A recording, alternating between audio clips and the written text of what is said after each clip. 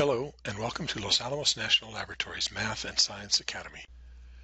This video is one of several in which we will explore the Common Core standards for mathematics as they relate to teaching about rational numbers. We will be looking at rational numbers through two lenses. First, the sequential trajectory of how we bring in the simple concepts early in the students' learning in third grade and move through fourth, fifth, sixth, seventh, and ultimately eighth grade to expand into irrational numbers. The other lens that we'll look at is through the Common Core's standards for mathematical practice, which are listed here. In each video, we'll be focusing on one or more of these mathematical practices. Finally, in each video, we will be looking at the ideas presented through the lens of something we call IC Flip. IC Flip is an acronym for the way that students begin to see and understand ideas, first starting with the concrete and moving up to the very abstract and procedural.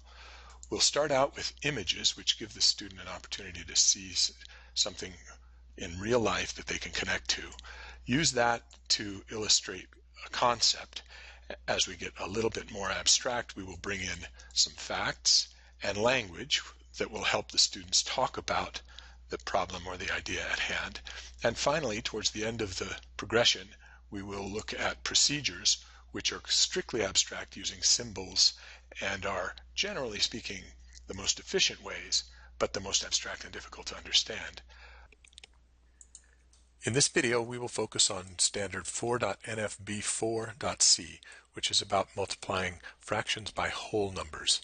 Students will learn to persevere through word problems, understanding them and interpreting them, and also constructing strong arguments that support the conceptual understanding of the ideas. Here's the standard in more detail. It's under 4NF, Extending Understanding of Fraction Equivalence and Ordering. And 4NF.4 is about applying and extending previous understandings of multiplication to work with fractions and whole numbers. So the student will solve word problems involving multiplication of a fraction by a whole number by using fraction models and equations to represent the problem. So you're seeing now that we're going to move into more abstraction here with the equations and procedures. Here's an example problem that we'll work with. And the two standards for mathematical practice that we'll work with are SMP1, making sense of word problems and persevere in solving them, and also constructing viable arguments and critiquing the reasoning of others. The student learning goals for this video include translating word problems into their mathematical essence, which can be tricky and require some perseverance. Use visual models to deeply understand the meaning of multiplying a fraction by a whole number. This will reinforce also multiplication. Using an efficient procedure to multiply fractions by whole numbers, and finally to persevere in solving problems, which is one of our standards for mathematical practice. In this video, we'll be working with this particular problem, which is included in the standard, and look at different ways of solving it. If each person at a party will eat 3/8 of a pound of roast beef, and there will be 5 people at the party, how many pounds of roast beef will be needed? Between what two whole numbers does your answer lie? To begin, we'll use a visual model that makes use of concrete images of ordinary objects that students are familiar with. This gives them the easiest access to beginning to understand the concept. So here we have a picture of a pound of roast beef, and we're going to assume that this is a pound, and therefore each of these slices, which we're going to pretend they're all equally cut, there are 8 of them, so each of these slices is 1/8 of a pound of roast beef. So we have 5 people at the party, and the first guest will use up 3/8 of the pound, or 3 slices, and we'll have left 5 slices, 5/8. The second guest will use another 3 slices, another 3/8 of a pound. And now we have a little bit of a problem, because our third guest, there are only 2 slices left, and they need 3 slices. Remember, each slice is 1/8 of a pound. So we can take those 2 slices for guest 3, but now we need another pound of roast beef. And so let's keep track here of the 1 pound that we already used and give ourselves another pound of roast beef. And now we've given 2 slices, or 2/8 already, to guest 3. Guest 3 now needs 1 more slice, So we take one slice off and add that to the 2 we already had, and now guest 3 has their 3/8 of a pound. And we're left with 7/8 here, 7 slices. So guest number 4 can get 3 of those, leaving 4 slices altogether. And guest number 5 will get 3 out of those 4, leaving 1 slice. So all the guests have their food, and we have 1 slice left over. And if we look at this symbolically and find out the total that we've used, we add 3/8 plus 3/8 plus 3/8 plus 3/8 plus 3/8. And remembering that the eighths are the units, an eighth is a slice, that uses up 15 slices, or 15/8. The other idea that we want to point out at this point is that this repeated addition of 3/8 5 times can be shortened mathematically into a multiplication, because we have 5 times the same value, 3/8, which gives us 15/8, and we can see that it's 15/8 here. And we'll get to the procedure of this in a moment, but right now we just want to point out that students have seen multiplication before as repeated addition of any number, and remember these are numbers. So if you add 4 plus 4 plus 4 plus 4 plus 4, that's 5 times 4. Well, 3/8 is just a number, so we have 5 times 3/8. And we get the same answer that we would get here, of course, as we understand addition. So 15/8 pounds are needed. And the next part of the question is, between what 2 whole numbers does this answer lie? Notice we've used up 1 whole pound of roast beef, plus we've used 7 out of the 8 pieces of the second pound. Symbolically then, we have 1 pound plus 7/8 of the pound that got used. This is the mixed number way of writing this, and if students haven't seen that yet, it's a good time to remind them or reinforce or introduce them to the idea that we can write 1 plus 7/8 as 1 and 7/8 just without the plus sign as a mixed number, and it's going to be between 1 and 2 pounds. More than 1 pound, but less than 2, because we haven't used up the whole second pound. The takeaways here are again a reinforcement that multiplication is repeated addition, whether you're working with fractions or with whole numbers that students have already seen. The other takeaway here is that these concrete visual models using pictures of real life things are really good ways to initiate conceptual understanding of a new idea. This is the concept behind IC Flip, where we begin with concrete images to introduce concepts, and as we move on now, we'll move to the more abstract using facts, language, and ultimately to a procedure. We'll continue with this problem, this time using the little bit more abstract method of fraction strips. We begin with a strip that represents 1 pound, and we're going to divide it into eighths, since each guest is going to get 3/8 of a pound. So we'll divide our first pound into strips of an eighth, and let's label those. And each one of these represents an eighth. We're going to have 5 people at the party, and each gets 3/8. Here is the portion for the first person. 3 of these eighths go to the first person. The second guest will get another 3/8. And the third guest, they're going to get 3/8, but we're going to run out of roast beef at this point. This is too big. And so we need another pound, which we will also break into 8 pieces. And now this third person has enough for their serving. And we have 2 more people.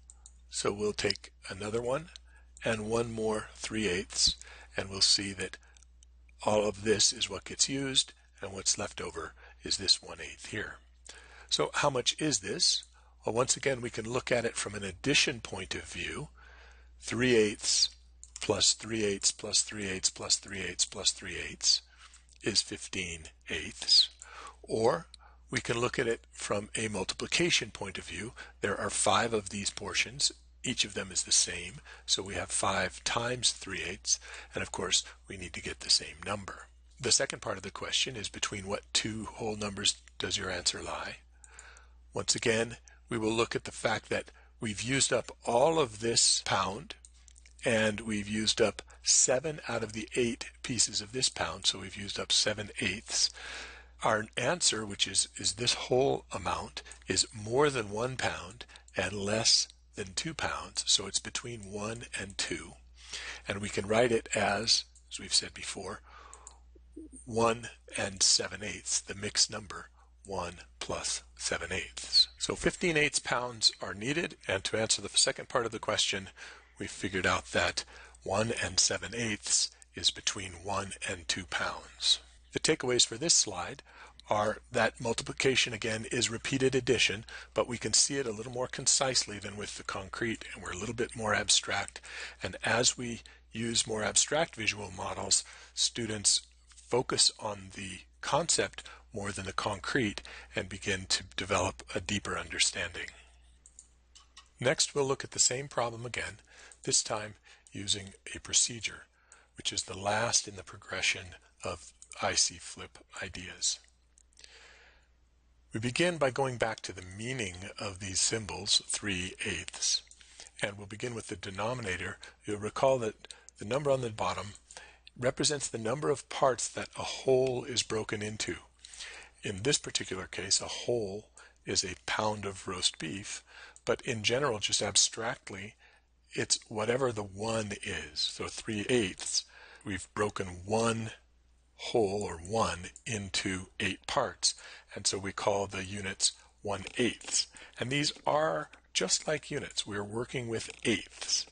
And the number in the top tells me how many we have of those units, the number of them, and we have 3/8.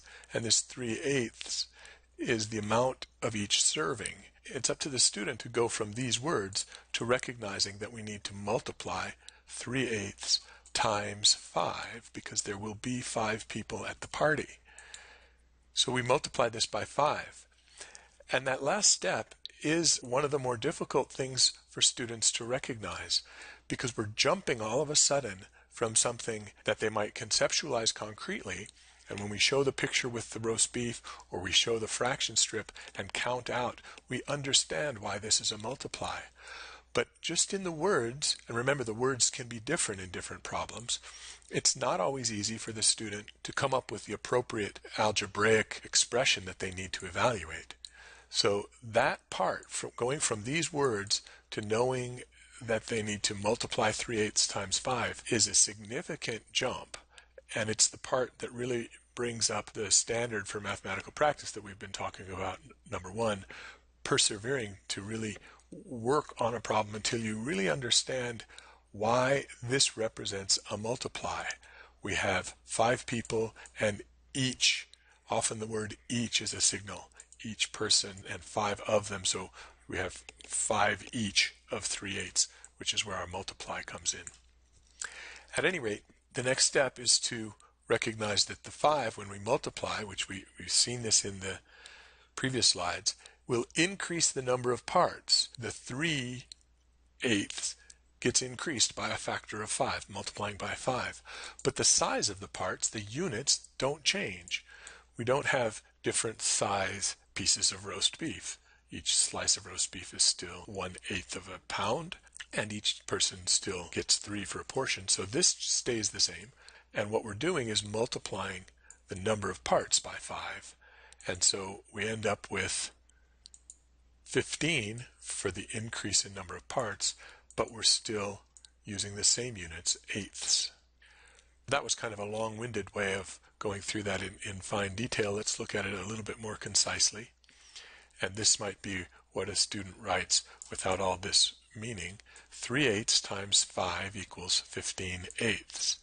And what they're doing is saying this 3 multiplies by this 5, because we're multiplying the number of parts, to give us the 15. And the 8 in the bottom stays the same, because we're keeping the same parts. So 15/8 pounds are needed. Let's look now at the second part of the question, between what two whole numbers does your answer lie? Well, 8 parts make up 1 pound. That's the first whole, and mathematically what we write is that 8/8 equals 1. This is it abstractly. Here it is with words. So 8/8 make up 1 pound, and then we have 7 parts remaining, and that comes from the fact that if we subtract 8 parts from 15. Remember, we have 15 total that we've already figured this out. We have 7 parts remaining that need to be accounted for. And as we've discussed a little before, when you take 1 and add 7/8, we can write that as 1 and 7/8 as a mixed number. And so this is our mixed number, and it's bigger than 1, but less than 2. So between 1 and 2 pounds are needed. The takeaways here are really about the mechanics of the procedure for multiplying fractions and whole numbers. To do that, what we do is we multiply the whole number times the numerator only, because we have more parts. So we'll multiply the whole number times the numerator and leave the denominator alone. The size of the parts, the units, don't change. So this is the summary of the algorithm, the procedure for multiplying a whole number times a fraction.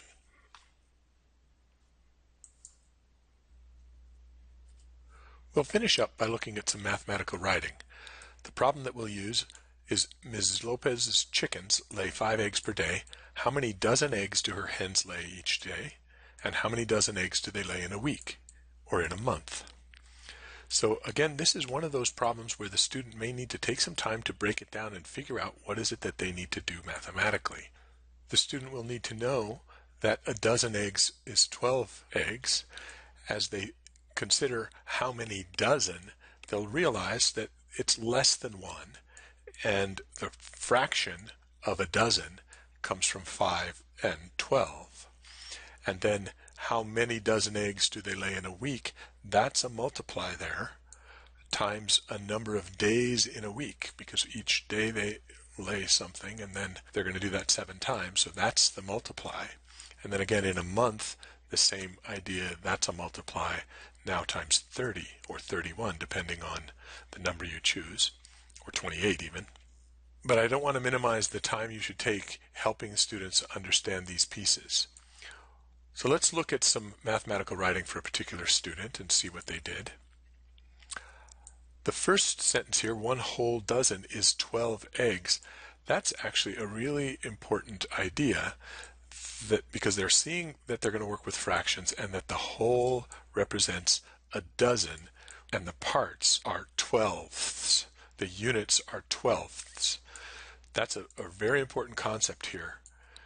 The next sentence says her hens only lay 5 eggs each day, less than 1 dozen, or 5/12 of a dozen. And that's a core concept as well. So the number of eggs is 5, but the number of dozens is 5/12. In a week, they will lay 7 times 5/12, the 7 coming from the number of days in a week, which is 35/12 dozens, since 35/12 is more than 1. And the student goes on to figure out how much more than 1, and recognizes that 12 times 2 is 24, so there's still going to be some more left. And 12 times 3 is 36, which is more than the number of eggs.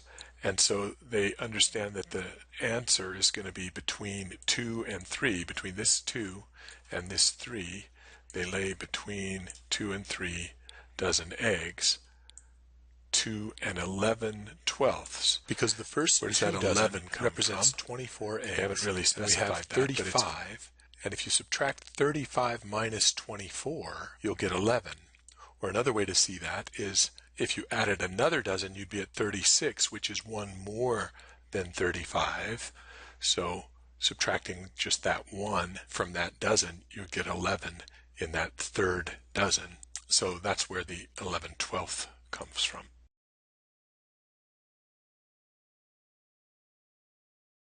In a month, it's 30 times 5/12.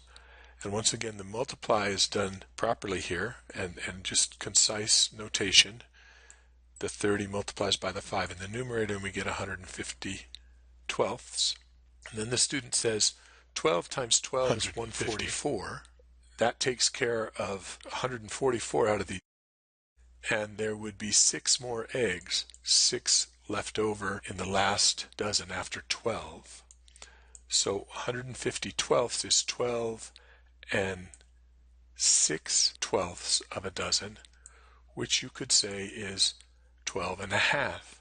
So that's another idea that the student has brought in, this equivalence between 6/12 and a half. This writing is a strong example of constructing an argument by explaining the reasoning behind the answer to some problem. And you'll see all the pieces here, or most of the pieces, are well explained, and the student has done a good job of justifying their answer. So this concludes our discussion of this standard.